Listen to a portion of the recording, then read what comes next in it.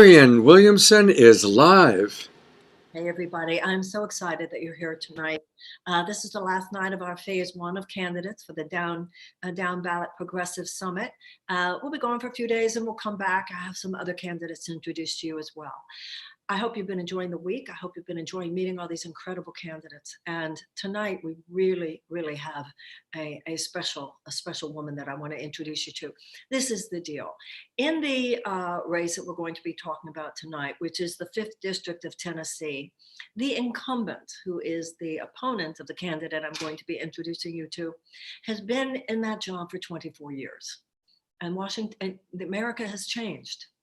And the House of Representatives, as we talk about so much here, was called by the founders the People's House, because they thought it would be the farmer and the tailor and the blacksmith. In other words, the people. And we don't have enough of the people in Congress. And I think, once again, this whole idea of concentrating on these down-ballot races, you get to know the presidential candidates, but too often we don't even know who our people are who are running for our congressional seats. And sometimes we don't even know the people who are running for Senate. And also, as we keep stressing this week, somebody might not have anything to do with your district or even your state, but they're still going to be voting on issues that affect your life. So I want to get right to it tonight and introduce you to a woman that I'm really happy to have here with you. Her name is Keita Haynes, and I want Keita to come into the Zoom room right away so that I can introduce you to her. Hi, Keita, how are you? Oh, I think we need to unmute you. Oh, sorry. Hi, Marianne. How are you? I'm fine, thank you. I'm so glad that you're here. Keita, I hope that people have looked at that incredible video of yours. I have posted it on my social media several times. No one can tell your story better than you. You live in your very cells, the best and the worst of America. You have seen, you have known, the word information, you have been informed, not just intellectually, but on a cellular level. You know what is wrong with America and you know what is right about America. And the very fact that you live in the triumph and the glory and the victory of what is right says a lot. I'm assuming about some family members of yours too. I always go to the must have had the right mother, but that's we can talk about that privately. I can only assume it. Tell everybody your story, Keita, because it is the story of modern America in too many ways. Certainly no one can tell it better than you. Tell everybody the story. All right. So, Marianne, I want to say again, thank you for inviting me to be on tonight, and thank you for your endorsement. It has meant a lot to me and to my team to get that endorsement, and just to be able to let people know who we are and what we're doing and why we're doing what we're doing. And so I do thank you for that. And I thank you for not just for me, but for all of the other candidates that you have endorsed as well too. Because like you said, sometimes people do forget about the ones that are running on the down ballot. So my name is Keeda Haynes, and I am here in Nashville, Tennessee. And I am running for U.S. Congress here in District 5, which consists of Davidson County, which Nashville is in Davidson County, Dixon County, and Cheatham County. And before I decided I was going to run for Congress, I worked as a public defender here in Nashville for 6.5 years. But prior to becoming a public defender, I served almost 4 years in federal prison as 000-17011 for a crime that I didn't commit. When I was in college, I met a guy who told me that he had a business here in Nashville, and he lived in Memphis, but said that they had a family business here in Nashville, and it was a Beepers Plus shop. And so I say Beepers Plus, and it ages me a little because like no one really knows what beepers are anymore. But they had beepers and they sold cell phones. And he said that no one would be at the shop when FedEx would deliver the packages, and he asked if I would sign for the packages, and his cousins would pick them up and take them to the shop.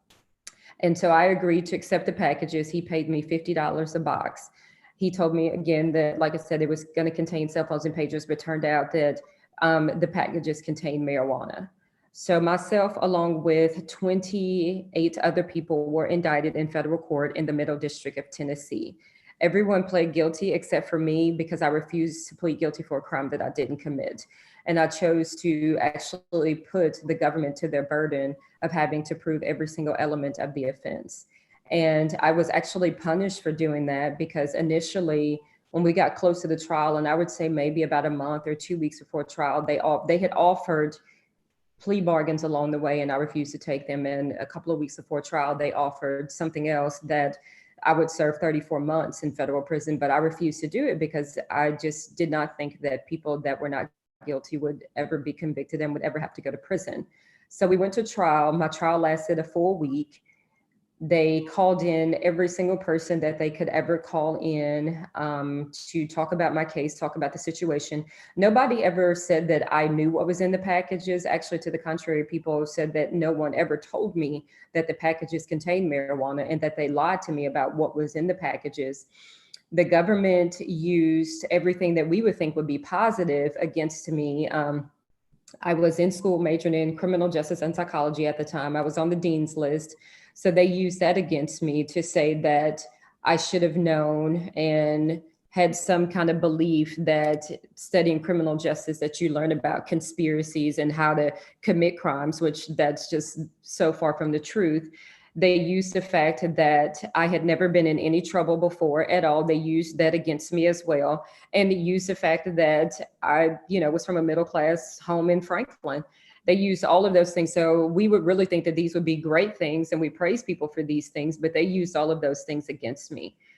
The jury, they acquitted me of 6 of the charges and found me guilty of the lesser included charge of aiding and abetting a conspiracy to distribute 100 to 400 kilograms of marijuana.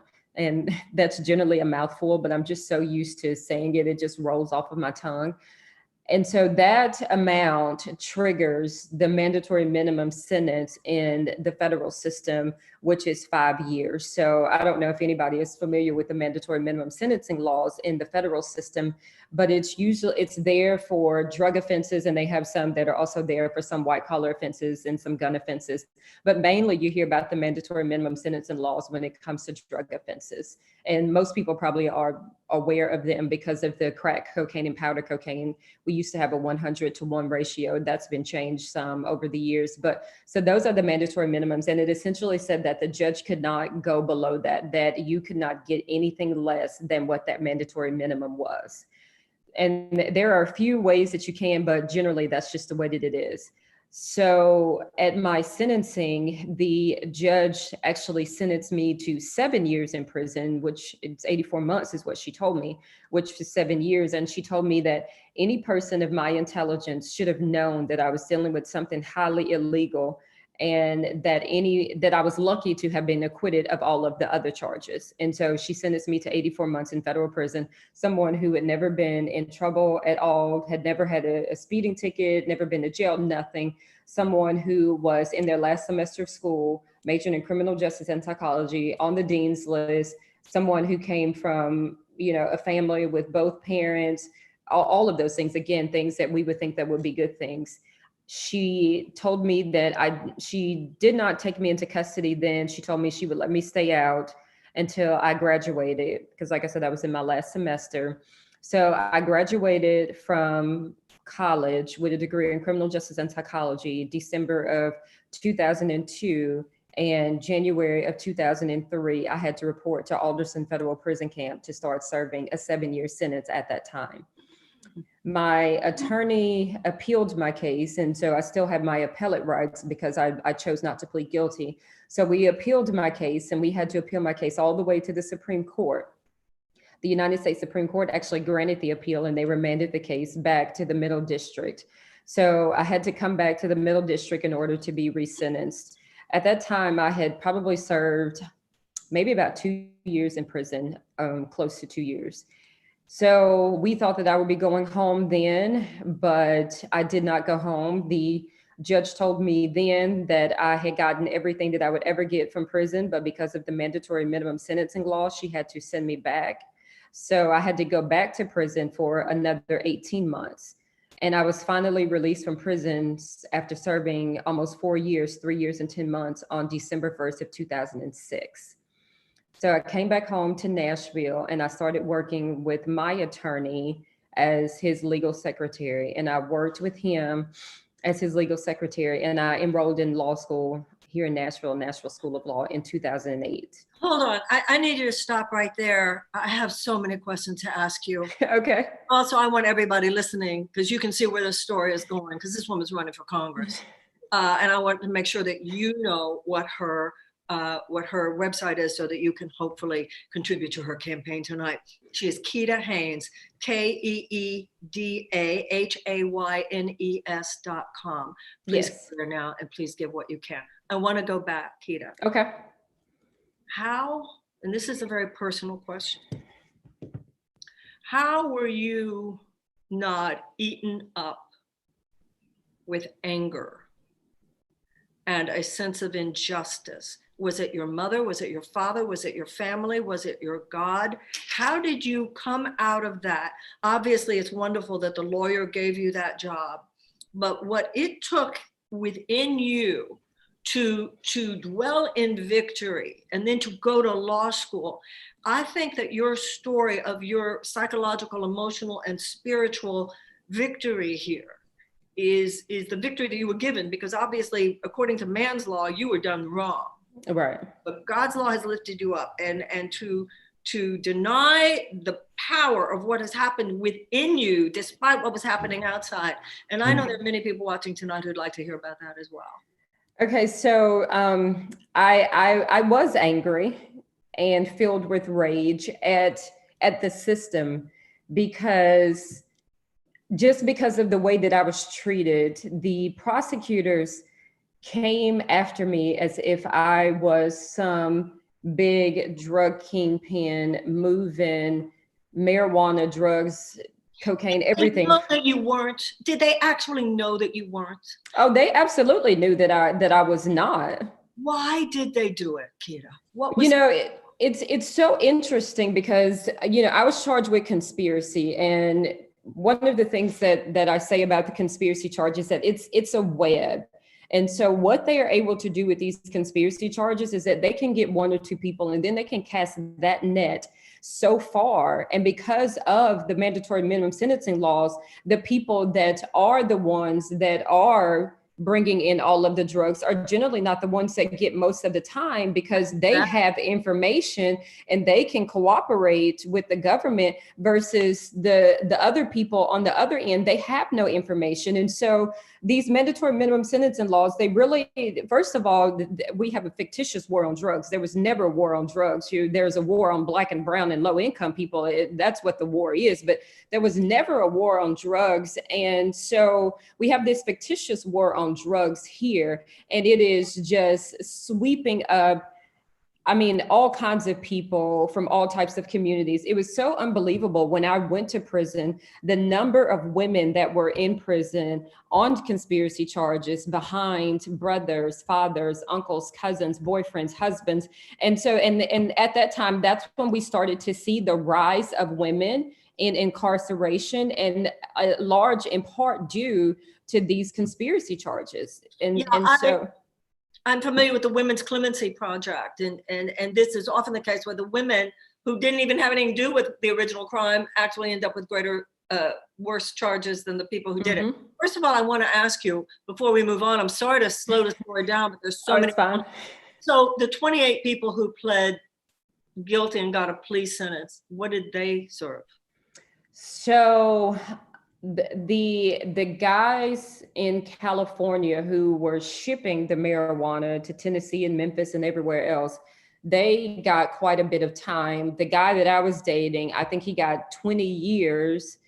And so I think he got the most time because of the charge that he pled guilty to, which was a continual criminal enterprise, and that carries a mandatory minimum of 20 years. Okay, so what happened inside you? Right. So for me, I was really angry at the criminal justice system. I was angry at the way the U.S. attorney, the postal inspector, the U.S. Marshals, the local task force, just the way that they pursued me and the way that they came after me. They followed me home from jobs. I lost friends. all of these types of things. They even had the audacity to visit my great grandmother in the hospital who had just had surgery to remove colon cancer, to try to talk with her to see what she knew about the situation. It was unbelievable. They followed me to my lawyer's office. They threatened me. They told me that they were going to take my car, that it was proceeds of drug money. I mean, just all kinds of things. And I did not have any experience in the criminal justice system. The only lens I had to view this through was what we see on TV, and never saw this. So I was very angry at the way that I was treated in the criminal justice system. And even by the judge, the things that the judge said to me, I was very angry. So I was very angry. And when I went to prison, it was almost as if I was watching this happen to someone else. You know, sometimes we have things happen to us and we just cannot believe that it's happening. And so, right, it was almost as if like I was almost kind of like in a state of shock the whole time this was happening. And so maybe like a week or so after I was there in prison, I was sitting on the top bunk with one of the girls that I met, one of my friends. And the way that the prison is set up, in each unit, there were, I think, like 100 women in each unit. So we were on the top bunk in the very front, and I'm looking back over behind me and seeing just tons of beds and all of this stuff. And and I'm thinking to myself, like, I have 7 years. Like, how did I get here in federal prison? What am I going to do? Because I mean, when we're charting out our lives, nobody ever says, oh, well, I'm going to go to federal prison, and so this is how I'm going to prepare for it. There can be all kinds of books about what you need to know before you go to prison. And I mean, and all of that is just practical knowledge, but there is nothing that can ever really repair you mentally for what you are going to have to deal with when you are going to prison. You become a number. You are no longer your name. And it's a number that most people will never forget the rest of their lives. Again, I can rattle that number off the same way that I can rattle off my social security number. It's a number that I will never forget as long as I live. You are dehumanized. You are stripped of every single bit of humanity that you even have, and you essentially become a slave. And so I know most of us have seen the movie 13th, where it talks about the 13th Amendment and talks about slavery in prison. And it's true. It really is. We have absolutely no control whatsoever. We have to get up when they tell us to get up. We are counted like you go and count your sheep, and like you go and count your cows. We are counted. We have name tags that we have to wear. We have to go and eat at a certain time. We have to work. And it is prison labor, because I think at the jobs that I was working, I was making 12 cents an hour, but I am working Monday through Friday from 8:30 to 5 every single day, making 12 cents an hour. And sometimes that is all the money that people get, because some people don't have the support of their family. Because anybody that's been in prison will tell you that when you go to jail or prison, it's not just you, it's your family as well. That's what I was going to ask you about. Tell me about your parents. So my parents actually drove me to Alderson, West Virginia, and dropped me off. So from Franklin all the way to Alderson, West Virginia. So it was about a 12, 14-hour drive, and it's in the mountains. So it was a lot of snow. We got there late at night. They dropped me off at the gate, and with just my Bible and my glasses and a piece of paper that had phone numbers. So I did talk to my parents and, family and friends when I was there, but the telephone calls were expensive, and you only got, I think, 200, maybe 250 minutes a month that you could use. So you had to use your minutes wisely. And so the money came from your commissary account. So again, we're not making any money in prison. So families having to send you money to stay connected with them, and then also to be able to buy the personal things that you need when you're in prison. So prison becomes a financial hardship on families that have to support family members that are incarcerated. So I tried not to ask my family for much, and really just tried to get by on what I could. But yeah, I mean, it was really hard on them. It really was. Mm-hmm. What kept you, I mean, your emotional journey, given everything that you just said, you come out, your lawyer gives you a job in his office, which is very, Mm-hmm. Mm-hmm. and then you actually went to law school. Mm-hmm. Some people at that point would have been, I am so done with this system. I know how rotten it is. I know how corrupt it is. What happened inside you? What was your journey that you said, I'm going to go to law school and I'm going to be one of the warriors for justice? What's your story, Keita? So By for the way, I me, don't want to take a minute without reminding all of you, it's KeedaHaynes.com, KeedaHaynes, right? .com. And you're going to hear about this race and why it's winnable. But I know that you, like me, want to know, how did this unfold? So tell us your process. You're going to go to law school now.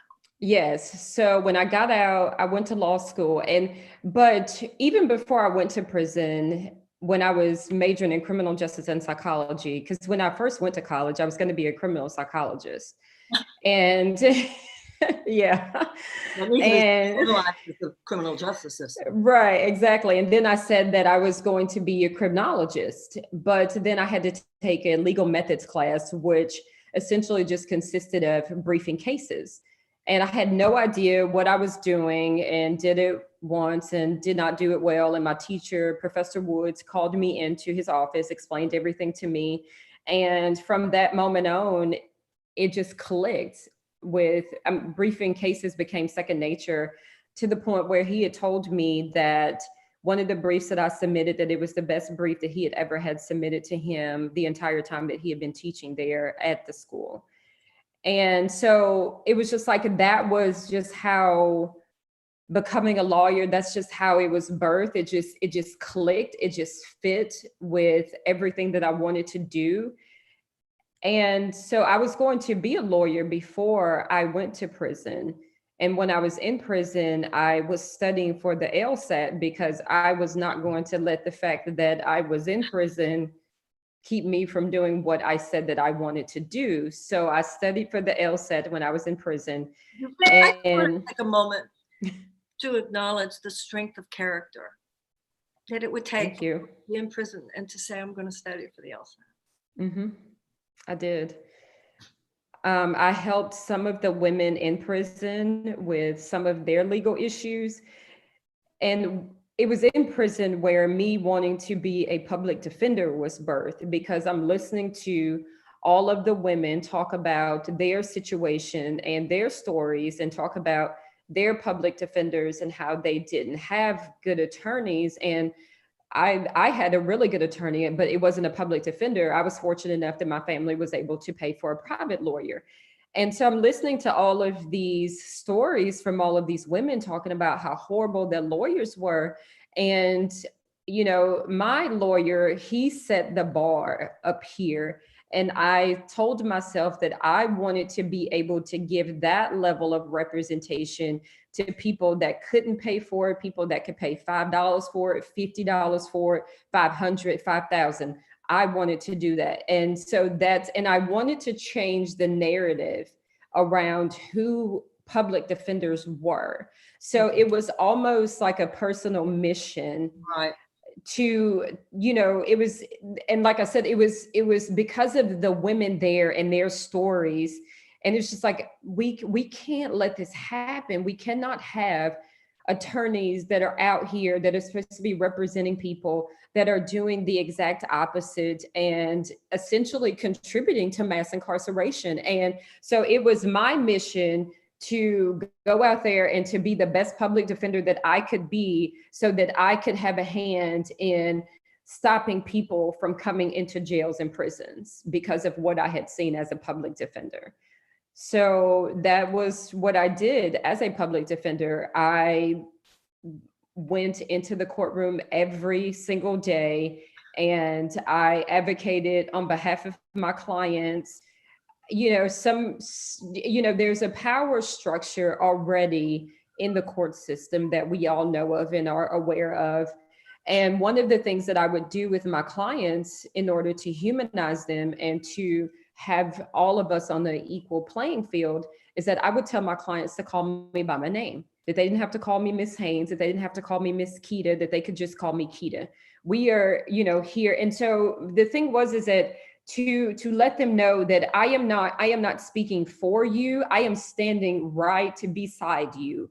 We are equal. We are the same in this thing, and we are fighting this together. There's no big me and little you. We are one. We are in this thing together. And that was what I always wanted to be able to present when I went in the courtroom.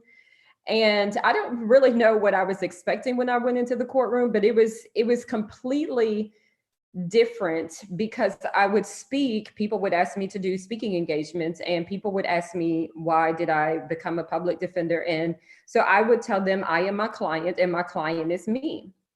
And so, but working in the public defender office and working in the court system, I started to realize that my client was not me, that there were so many barriers that my clients were facing that I didn't even face. And so even being a Black female, there were still certain privileges that I had that my clients did not have, simply because of their income. And so I really started to see this, and really started to see just another layer of injustices that people are experiencing, simply because, number one, of the color of their skin, but because of their income levels. So a lot of my clients were stuck in jail because they couldn't afford to make bonds. So they're in jail only accused of an offense, but because they don't have the money to make bond, they're still in jail. And so we all know that the cash bail system has contributed to mass incarceration. I think the sheriff said here at a hearing a couple of weeks ago that like 80 to 90% of the people that were in the jail were there pre-trial. That's a problem. That is a problem. We are having people that are in jail that are losing homes, that are losing jobs, that are losing children, and have not been convicted of anything. And so what happens is that you start to have a number of people that are pleading guilty to things that they didn't do just so that they can get out of jail and prison. There were numerous clients that I would have. I would come to them and tell them what the DA was offering, and their very first question was, am I getting out today? Will this get me out? And it's like, yeah, it's a probation sentence, fine. I'll take it, run it.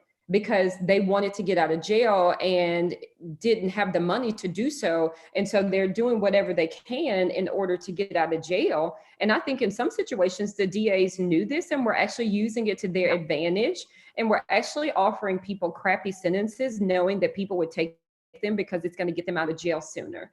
So just trying to fight that and bring light to that, and just so many different other injustices that my clients were experiencing. So you were a public defender after serving you were in federal prison for 3 years and 3 years and 10 months, almost 4 years. And then you get out, you go to law school. Then you become a public defender for 6.5 years. Yes. Mm-hmm. Everybody, remember, you can go to the progressivecandidatesummit.com. You can see the donation page for all the progressive candidates there, including Keeda. Or you can go to Keeda's site at keedahaynes.com. And hopefully all of that is written in the chat for you.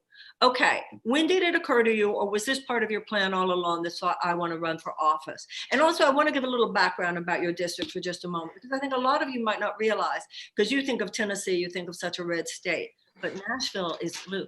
Mm-hmm. Nashville goes Democratic. You know, it's a lot like a lot of these cities. It's like Texas, you know, red state, but Dallas, Houston, and Austin are blue. You know, this is or Kentucky, what's going on right now, Louisville and Lexington are blue, the state is red. So this is the incumbent who is there, who has been there for 24 years, who is Keita's opponent, is I think a conservative Democrat, correct? Mm-hmm. So yes, he is. Don't think that, oh no, Democrat could win. A Democrat is going to win. The issue is which Democrat is going to win. Okay, I just want people to get that little bit of background. So tell me, Keita, when did it come up for you? I'm going to run for Congress. When did that happen? You know, I have this conversation all the time with people, and I tell people that had someone asked me a year ago where I saw myself, I would not say running for Congress. Really? No, I would not. So working as a public defender, I started to realize that there were so many things that were going on in my clients' lives in the community that people were not dealing with. And then I was also very active in the community. And so with just speaking with people in the community, you're starting to see that there are other things that are going on in people's lives. People don't have housing, people don't have health care. people don't have jobs, and nobody is caring. And particularly here in Nashville, because Nashville was just booming. Nashville, had become the it city, but it was only the it city for so many people. And for my clients and anyone else, that was Black, brown, or low income, like it was not the it city for them. It was not booming. So it was just like Nashville was taking off, but there were certain populations of people that were being left behind. And so I just started saying, I would tell my friends, my next position is going to be a position where I am able to help my clients and the community on a larger scale than what I am able to do now as a public defender, because I really just started to get boxed in, because it was as if like my eyes had been opened to there's so much more than this criminal justice system here. And I didn't believe that it operated by itself in silo, that I believe that all of these things operated together. And so it was becoming really frustrating to me because I wasn't able to do that. So I was talking with a couple of my friends, and that's what we were talking about. And she was just like, you know what, I think you would be really good at this. This is what you should do. And, and I thought about it and really prayed about it. And it just, again, it was just something that just seemed to fit like the next step, the next part of my journey that I'm on here, as far as just being able to stand beside people, to be able to amplify their voices, to be able to, when you see an injustice, to be able to speak on it. And, and that's the thing, that's just always been my thing, is that, just speaking on the injustices that I have seen throughout my life. And so it just, and I had said that I wanted to have a position possibly doing policy work, but, what better way? That's right. To actually be elected. That's right. Exactly. What better way to actually have the level of power to be able to advocate for these very things, and to run for office, and to be able to actually craft legislation around the very things that we have all been advocating for. I had a very similar journey, in the sense that I worked with people who in their despair and their depression and their pain and suffering. And I saw, as the years went by, how many of the problems were systemic. That it wasn't just personal. It was because how much of it had to do with the fact that they didn't have health care, the fact that they couldn't get an education, the fact that they were burdened by those college loans, the fact that they were so economically locked out. And I began to realize this is because of bad public policy. And begin to realize you can pick up people in the depth of their despair over and over and over again. But at a certain point, we have to address the systemic issues that create so much despair. And that was exactly. And that was the thing, because we talk about the recidivism rate in the criminal justice system, but again, we're not addressing all of these things that are bringing people into the criminal justice system to begin with. And like you said, it's all of these systems that have been designed and have been set up and have been put in place to keep people exactly where they are. And, I just find that, just throughout my life, I'm just the type of person that, when people say you can't, I say, yes, I can. We need more American women. Because people told me that I was never going to be able to become an attorney. People actually told me that I should not go to law school because they were never going to give me my license. And of course I had to go before the board because of that. And at the hearing, what they told me, they said, well, we usually send people letters in the mail about our decision. They said, and we'll send you a letter, but we're going to tell you right now, we're going to give you your license. And so it's all about, for me, and I was telling someone that I was talking to the other day, on this journey, for me, I just feel like that it's all about changing the narratives as well, because this is an opportunity for me to change the narrative around who we are as people that have been formerly incarcerated, because there's this stigma around people that have been formerly incarcerated. Congress. That's one of the reasons that when we have 2.3 million people in Congress, and I mean in incarcerated in America, and some of them belong there, and so many of them do not belong there. Obviously you were done wrong by a lot of people, but it's clear you were all also surrounded throughout your journey by some really wonderful people. I cannot even remember. I cannot even imagine the tears that were cried on the day of your graduation from law school. Oh, yes. Even imagine. All of you who are watching, I know that you are taking in how deep this story is and how important it is. Congress have more people who really understand and have lived the American experience. Somebody who's been there for 24 years. I mean, they've been in Washington for 24 years. We know we need people like Keita, but if Keita's going to get there, it's going to be because you and I help her get there. Go to Yes. summit.com, donate page, or go to KeitaHaynes.com. I hope you're texting your friends right now and telling them to watch, to hear her. I hope you're putting all of this on your social media. Her film about her story is right on top on my own Twitter. I hope you're participating right now, and I can sort of feel energetically that you are. If it's okay with you, Keita, I'm going to bring in a couple of people who said they want to ask you questions. Is that okay? Yes, Okay. that's fine. The first one is a woman named Andrea Hawkins. So Andrea Hawkins, come with us into the Zoom room and unmute yourself, please. Hi, how are you? Unmute. Yeah, great. Hi, Andrea, how are you? Nice to meet you. Nice to be here. How are you? I'm fine, thank you. Ask away. You've got Keita here with you. I think that you're just so driven, Keita. I had one question. I wanted to know, because this year has been really, really different, what do you suggest be done as far as education as we move into the next year, post-COVID? What do you think should be done? What do you suggest there? Yeah, so with the education system, I think the education system was one of the systems that was hit really hard. And here in Nashville, we know that, there were, when it came to the education system, that it was our Black and brown and low income kids that were impacted the greatest by this, because school was out and the school system did not have a plan, and the school system actually did not have the funding to be able to supply the kids with laptops, computers, or any type of notebooks or any of those things. And so kids were out of school with no way to do any type of work. And then when the school finally figured out what they were going to do, they said, oh, well, this is not going to be mandatory. This is just something that the kids will be able to do if they choose to do. But the problem is that a lot of kids didn't have access to do the schoolwork. And again, kids had no computers, no notebooks or anything. And even if they did, some of them still did not have internet access to be able to do the schoolwork. And it was even to the point where I had spoken with some other people.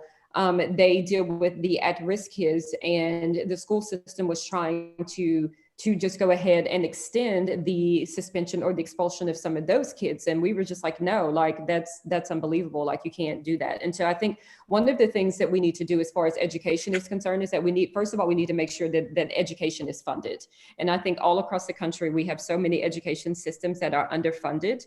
And so we need to make sure that we are funding the education systems, and we need to make sure that all kids are able to have access with computers, with laptops, with tablets, or any of those types of things. And that we need to make sure that every student is going to have access to the internet. And I know that when we get out into a lot of these rural communities, a lot of them don't have access to that. And again, in some of the urban communities, some of the kids didn't have access to it. They would go to the libraries. But with COVID, the libraries were shut down. Places where you could go and get on hotspots, everything was shut down. And so kids could not do the work. So we need to make sure that we are funding education and that we have these things available for the kids. But one of the things is that it's not just the kids that we need to make sure that have this. We need to make sure that the teachers have it, because we all know that teachers are definitely underpaid. And so we just can't take for granted that the teachers have their own access to the computers and to the internet as well too. And so we need to make sure that the teachers have that access. And we also need to make sure that the teachers are getting the training. So in the event that they have to do some type of online training again, because we don't know if we're going to have a second wave moving into the fall here, we don't know what's going to happen. We're taking everything day by day. And so we need to make sure that teachers are having the necessary training that they need, because I heard from several different teachers that they were quite frustrated because they were not used to having to teach online classes. And so I just think that, if we're going to talk about dismantling the school to prison pipeline, it starts with funding education. Well, Go ahead. I'm sorry. I mean, as I have talked about, I'm blue in the face, I keep talking about this, we have millions of American children who don't even get taught to read by the time they're And if you can't read by the age of 8, your chances of high school graduation are less than your chances of incarceration. And it's wrong when you talk about the funding. It's so wrong. It's so immoral that we primarily base our funding on property taxes. So there are so many children who are in economic lockdown. Even when people talk about more funding for historically Black colleges, I'm worried about these kids who are locked out of the system years before they could even think about going to college. Exactly. And, you know, there's a lot of talk now about defunding the police, and, you know, there's different narratives about that. And so, and one of the things that they have done here, they've created a people's budget around that. And, you know, people are just like, oh no, like we can't defund the police. And it's just like, but when we start looking at where the money is going, we have been defunding education. We have been defunding, you know, housing. We have been defunding infrastructure in our cities. We have been defunding every single thing in our city. Corporations, prisons, and defense contractors. Yes, exactly. And so what we need to do is that we need to divest that money and reinvest it into education, into housing, into the job market, into infrastructure, and into social services for our communities. That's where we should be putting our money at. We put our money into brute force rather than soul force. And if we put more money into people, there would be less of the acting out of the desperation that is understandable on the part of desperate people. Exactly. What do you do for a living, Andrea? I am an educator. I am an educator.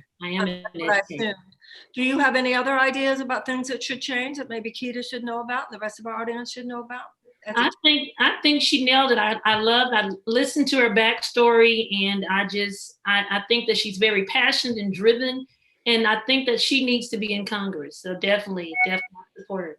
I can't imagine anybody watching who doesn't, Keita. Thank you, Andrea. Thank you. I want to ask you a question, Keita. What's the racial makeup of your district? So our district it's predominantly white. I would think that we are probably 30 to 40% Black and the rest white, but it's very progressive. Our district is more progressive than people actually realize and give us credit for. And I think that that's where we're starting to see this movement, because we do have so many progressive people here in Nashville, and so many people that are ready for change and that have been calling for change. And the thing is that, again, you know, Jim Cooper's been in the seat for 23, 24 years, and people have been saying, like, well, how is this possible? How is he still in the seat? And people have been calling for change for years, but there's no one that would step up to run against him, because, again, he's a millionaire. He has all of this money. He has all of this name recognition. Exactly. His family, entire family is in politics, has always been in politics. And so people just always think that, you know, oh, well, like I can't go up against this political machine of Jim Cooper. But I just feel like that for me, I am the person that has, you know, I am not afraid of going up against systems. I am not. After what you've been through, what's a politician? Really? You know, I am not afraid of challenging systems. And so, you know, it's just like, what do we have to lose here? You know, this is such a pregnant moment in America. People are ready. We are experiencing what Lincoln talked about, a new birth of freedom. People know the old, it's not working. It's falling apart as we speak. We need to give birth to something new, and give birth to something new through people who bring forth something new, who have the consciousness of the new. And I think somebody who's been there for 24 years is part of it's a silo that you just can't possibly really understand what a lot of people are going through, and you have lived it, and that's what people are understanding. But I want everybody who's watching now to know, unless we help people like Keita, though, they simply can't get there. Go to progressive@summit.com, the donation page, or go to Keita's page, KeitaHaynes.com. I want to bring in our next questioner, but then after that, of course, I want to talk to you about what's happening today. But first, I want to say something, and this has to do with the racial makeup of your district. First of all, it's interesting about Nashville. It's a music capital. Music capital means a lot of creative people. Creative people tend to be more progressive thinkers. But obviously, your conversation about economic justice, et cetera, really does apply as much to white people as it does to Black people. I'm sure that people understand that. Okay, Dwayne. Hi, Dwayne. Dwayne Jackson. Welcome. Welcome to the. Hi, how you doing? How are you? Thanks for having me. Hi, Keita. Hey, how are you? You've got Keeda there. Ask her whatever you want to ask her. Fantastic. Well, I love what I've heard so far. I love your strength, your tenacity. I tell you, you've been through a lot and you've overcome all these hurdles. You're a great advocate. I see that. Thank you. With all that, why do you choose this office to run for? And after you win this office, what's the first thing you'd like to change? Okay. So, we've kind of talked about it a little bit earlier, but I mean, the main thing that I would say is that as a public defender, I went into the courtroom every single day and fought for my clients, in a broken racist system that wanted to strip them of every ounce of dignity and humanity that they had. And I fought for my clients each and every single day, and I refused to settle anything other than a just outcome from them, and was very passionate about what I was doing. And so I want to take that same passion to Washington to be able to advocate on behalf of not just my clients anymore, but all of the community here in District 5. And because I just feel like that so many of us have been locked out, we've been shut out, we've been silenced by a government that was designed and created that to be a representative of who we are. And I just think that it is time that we have someone in our district that is going to restore the power back to the people in our district, somebody that is really going to represent the people in our district, and somebody that is really going to fulfill the purpose of serving we the people in Washington, because that's what it's about. The politicians in Congress, they don't hold the power. It is the people in the community that hold the power. And We vote though. right. And we need to restore that power back to the community. We need to have people in Washington that are going to choose people over politics, people over corporations. And we are not seeing a lot of that in Congress. And so I want to be able to bring that back, and just to be able to stand alongside the people in District 5 to make sure that, I am helping to amplify their voices and making sure that their voices are heard. Thank you. Thank you. That is why I'm telling my friends and my families to donate and vote. Thank you. I appreciate it. Do the change you're looking for. Thank you. Thank you so much. Keeda, I want to know about what's happening now. First of all, I know your opponent did sign up for the Green New Deal, but he does not support Medicare for all. No, he does not.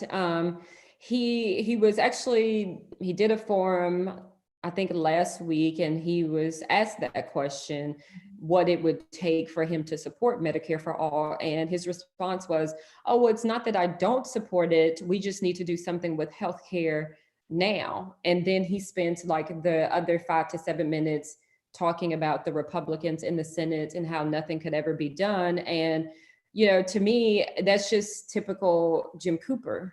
And I don't think that we should be focusing on what we can't get done. I think that we should be focusing on what we can get done. And we never know what we're going to be able to get done unless we try to do it. We can't make up excuses as to why we cannot do it. And we can't say that we don't have the funding for Medicare for all either, when we are spending, almost $2 trillion, on the military, but we cannot fund Medicare for all. And then I also think that, for me, it just goes to show how out of touch he is with the community here in this district, because the number of people that we have without healthcare coverage is at an all-time high.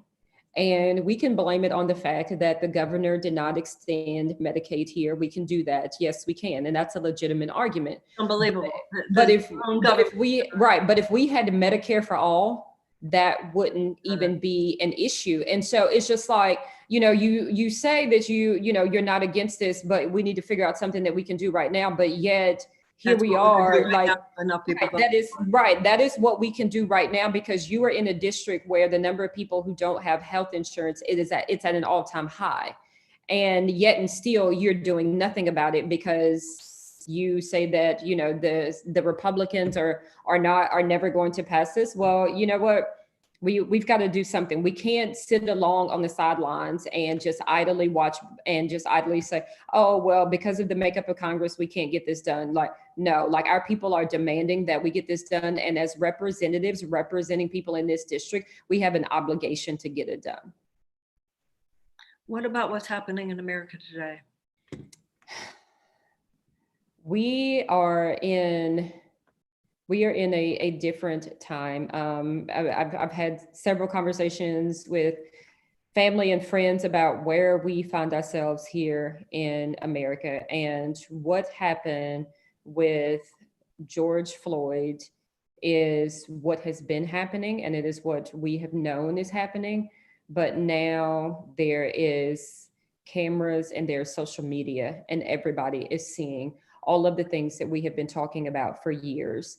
And right now, we are angry. People are angry. People are frustrated. People are saddened.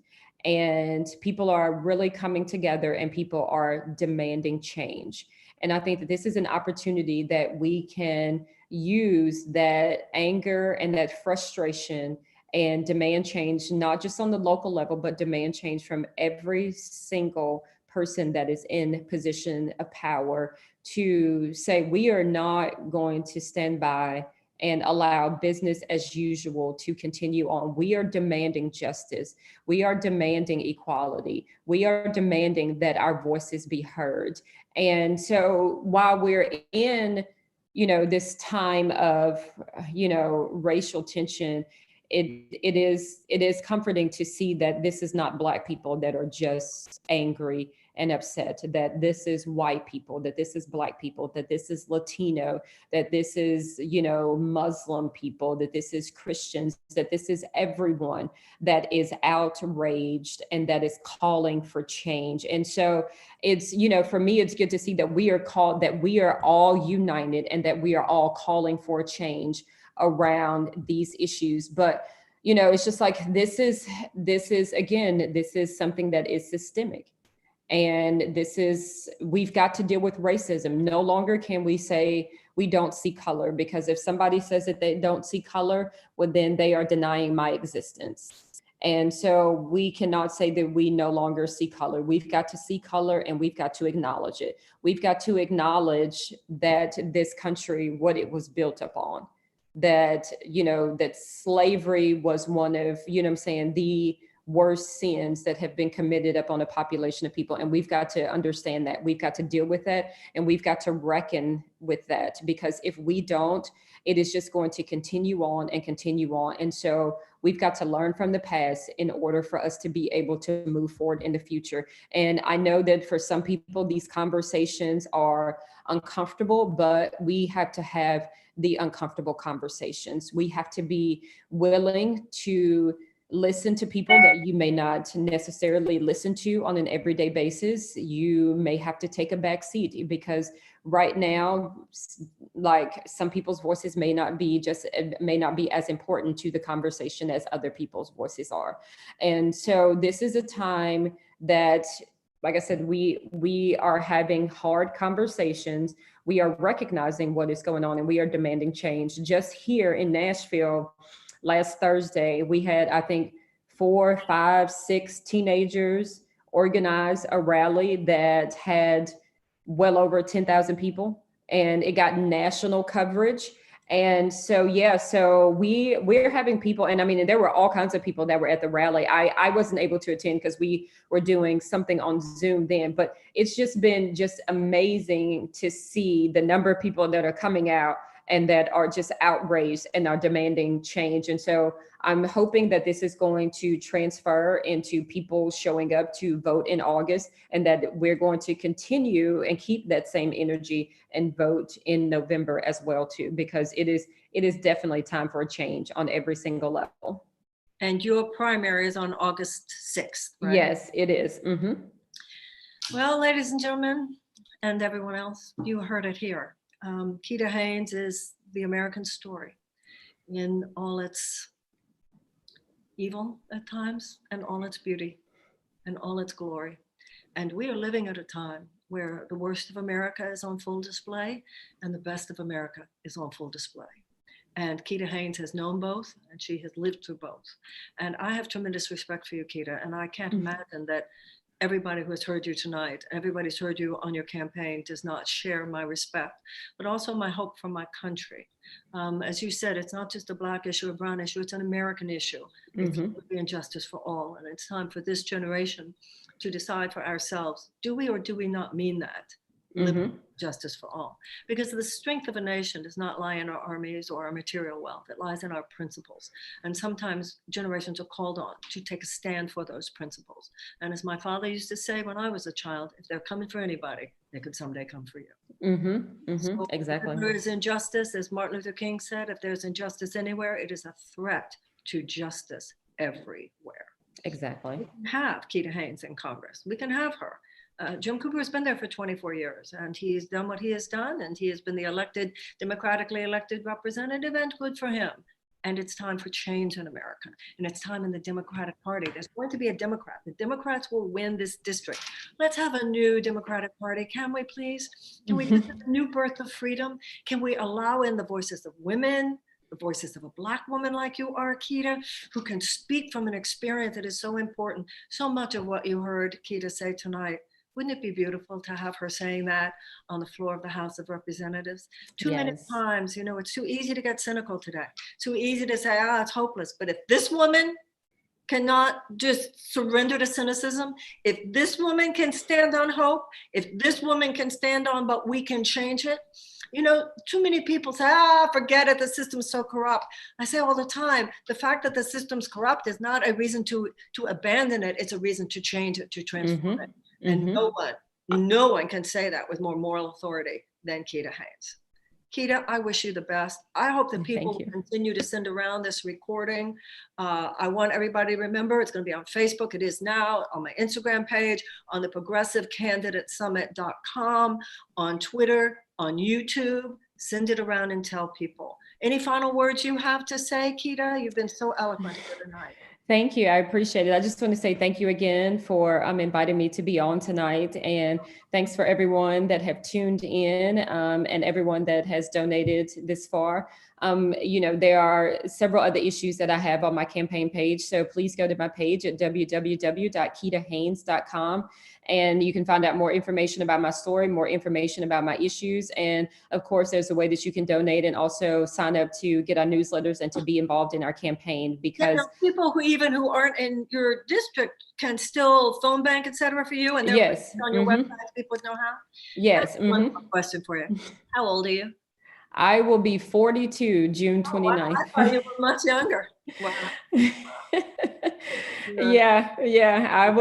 I will be 42 at the end of the month. Yes. I hope that you have enjoyed the Progressive Candidate Summit, what we have done so far. I've enjoyed it. I have really learned listening to all of these candidates, meeting them. I think it's been very clear why I support them, and there are more. I want to thank Wendy Zoller, who did a marvelous job producing this. I want to thank Lauren Selsky, who's helped me. I want to thank Scott Katamas for helping us as well. To all of the candidates, I want to thank you who have contributed financially.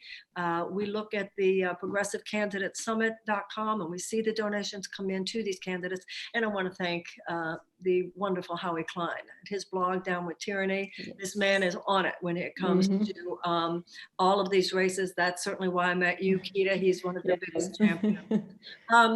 I will continue. Wendy needs a few down days to figure it out. I have some ideas of people coming up. In the meantime, all my love, my best wishes to you, Keita, and to all of you. Thank you so much for participating in the summit, for coming to know these candidates, and for supporting them. Much love to you. I will talk to you later, Keita. I wish you the best. Yes, thank you so much. Bye, everybody. Bye.